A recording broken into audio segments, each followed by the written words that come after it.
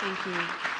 Next, we have Madeline Brame. She is from New York, and she has a specific question for you regarding her son. Hello. Yes, ma'am. Vice President J.D. Vance. Knock on wood. She's claiming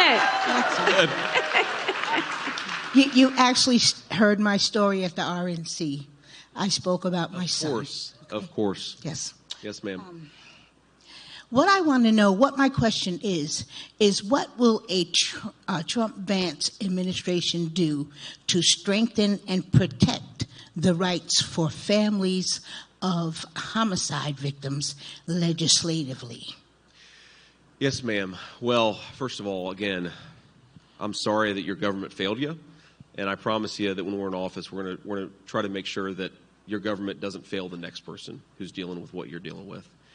And here's the basic issue. The progressives, and I don't think this is true of most Democrats, by the way, but the leadership of the Democratic Party has gotten in their mind that law enforcement is inherently racist. And I think that's a real disgrace. It's led us to, frankly, dismiss a lot of good cops, and it's meant that we don't empower people to go after the truly bad guys. And what I find so crazy about all this is, if you look at the statistics, ma'am, it is a very, very small number of people who commit the gross majority of the violent crime in our communities, right? This is not the gross majority of our citizens, whether they're white, black, or whatever, are law-abiding people. There is a very narrow slice of our country that commits chronic violent crime. And the thing that we have to do is change the laws, but most importantly, empower law enforcement to go after the bad guys, lock them up, so they're not hurting more kids like yours. That is fundamentally what you have to do.